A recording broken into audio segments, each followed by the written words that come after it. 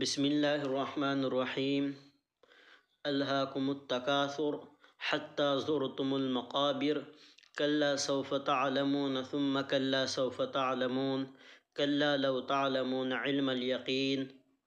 سورہ تکاثر مکہ مکرمہ کے اندر نازل ہوئی ہے۔ اس کے اندر عذاب قبر کا بیان ہے اور یہ بات بیان کی گئی ہے کہ قیامت کے دن اللہ رب العزت کی خاص نعمتوں کے متعلق ضرور سوال کیا جائے گا۔ تکاثر کثرت سے مشتق ہے، جس کے معنی مال و دولت جمع کرنا۔ حضرت ابن عباس رضی اللہ تعالیٰ عنہ فرماتے ہیں کہ اللہ کے رسول صلی اللہ علیہ وسلم نے الہاکم التکاثر پڑھ کر فرمایا کہ اس سے مراد یہ ہے کہ مال کو ناجائز طریقوں سے حاصل کیا جائے اور مال میں جو اللہ رب العزت نے فرائض عائد کیے ہیں مال کو ان میں خرچ نہ کرنا۔ حتی زرتم المقابر، یہاں تک کہ تم قبروں کو پہنچ جاؤ۔ یعنی حضرت عبداللہ بن شخیر رضی اللہ تعالیٰ عنہ فرماتے ہیں کہ میں ایک روز رسول اللہ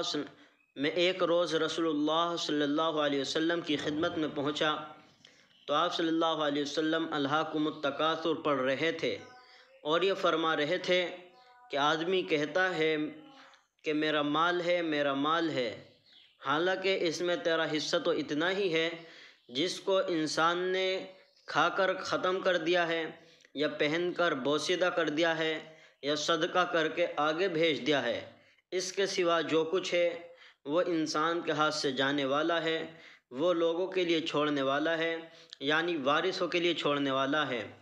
اور امام بخاری رحمۃ اللہ علیہ نے حضرت انس رضی اللہ تعالیٰ عنہ سے روایت کیا ہے کہ رسول اللہ صلی اللہ علیہ وسلم نے ارشاد فرمایا کہ اگر بنی آدم کے لیے سونے کی ایک وادی ہوتی تو وہ دوسری کی تمنا کرتا، پہلی پر قناعت نہیں کرتا، اگر دو ہوتی تو وہ تیسری کی تمنا کرے گا، اس کے منہ کو تو قبر کی مٹی کے سوا کوئی چیز نہیں بھر سکتی۔ تو اللہ رب العزت فرماتے ہیں کہ انسان اس دنیا کے اندر آیا ہے، انسان مال و دولت کے جمع کرنے میں لگا ہوا ہے۔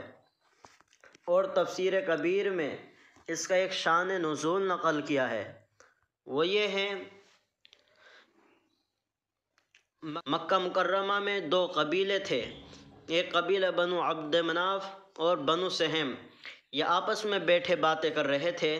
ایک برادری نے کہا کہ ہم زیادہ ہے، دوسرے نے کہا ہم زیادہ ہے، اس پر اختلاف ہو گیا۔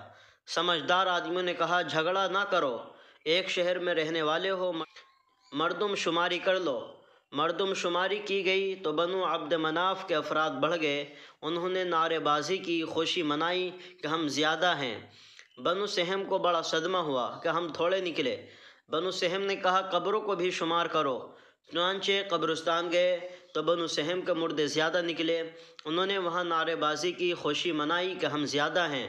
تو فرمایا تمہیں غفلت میں ڈال دیا ہے کثرت نے، یہاں تک کہ تم نے قبروں کی زیارت کی، یعنی مردوں کو بھی مردم شماری میں شامل کیا ہے۔ کلا سوف تعلمون ثم کلا سوف تعلمون، ان قریب تم جان لو گے، یعنی آنکھیں بند ہونے کے بعد جنت بھی سامنے، دوزخ بھی سامنے، دنیا کا سارا نشہ اتر جائے گا۔ آج ہم دنیا کے نشے میں ہیں، جس طرح بے ہوش کر کے آپریشن کرتے ہیں، اس وقت پتہ نہیں چلتا میرے ساتھ کیا ہو رہا ہے۔ جب نشہ اترتا ہے اور ہوش آتا ہے تو پھر پتہ چلتا ہے کہ میرا بازو کٹ چکا ہے، ٹانگ کٹ چکی ہے، پیٹ چیرا گیا ہے، پھر درد بھی ہوتا ہے۔ آج ہم دنیا کے نشے میں ہیں، آنکھیں بند ہونے کے بعد جو کچھ ہم نے دنیا کے اندر کیا ہے وہ سب سامنے آ جائے گا۔ ثم کلا سوف تعلمون، پھر ان قریب تم جان لو گے۔ کلا لو تعلمون علم الیقین، خبردار اگر تم جان لو یقینی طور پر، لترون الجحیم، البتہ تم ضرور دوزخ کو سامنے دیکھو گے، آگ کے شعلے کو، وہ آگ جو دنیا کی آگ سے 69 گنا تیز ہے۔ ثم لترونها عین الیقین، پھر البتہ تم ضرور دیکھو گے اس یقین کی آنکھ سے، یعنی یقینی طور پر دوزخ آپ کے سامنے ہوگی، اس وقت فیصلہ ہوگا کہ ہمارے اعمال دنیا کے اندر کیسے تھے، اس وقت سب ہماری حقیقت سامنے آ جائے گی اور ہمیں پتہ چل جائے گا۔ تو پھر فرمایا کہ اللہ رب العزت نے دنیا کے اندر جو نعمتیں دی ہے، اللہ رب العزت ان نعمتوں کے متعلق بھی ہم سے سوال کرے گا۔ حضرت ابو ہریرہ رضی اللہ تعالیٰ عنہ فرماتے ہیں کہ رسول اللہ صلی اللہ علیہ وسلم نے فرمایا، قیامت کے روز بندے سے جس چیز کا سب سے پہلے سوال ہوگا وہ تندرستی ہے، کہ اس کو کہا جائے گا کہ ہم نے تمہیں تندرستی نہیں دی تھی، اور کیا ہم نے تمہیں ٹھنڈا پانی نہیں پلایا تھا؟ اور دوسری روایت کے اندر ہے، اللہ کے رسول صلی اللہ علیہ وسلم نے ارشاد فرمایا، محشر میں کوئی آدمی اپنی جگہ سے نہیں ہل سکے گا جب تک 5 سوالوں کا جواب اس سے نہ لیا جائے۔ ایک یہ کہ اس نے اپنی عمر کو کن کاموں میں فنا کیا ہے، دوسرے یہ کہ اس نے اپنی جوانی کی قوت کو کن کاموں میں خرچ کیا ہے، تیسرے یہ کہ جو مال اللہ نے اس کو دیا ہے وہ مال اس نے کس طریقے سے حاصل کیا ہے، جائز طریقے سے حاصل کیا ہے یا ناجائز طریقے سے حاصل کیا ہے، چوتھے یہ کہ اس مال کو کہاں کہاں خرچ کیا ہے، پانچویں یہ کہ جو علم اللہ نے اس کو دیا تھا اس پر کتنا عمل کیا ہے۔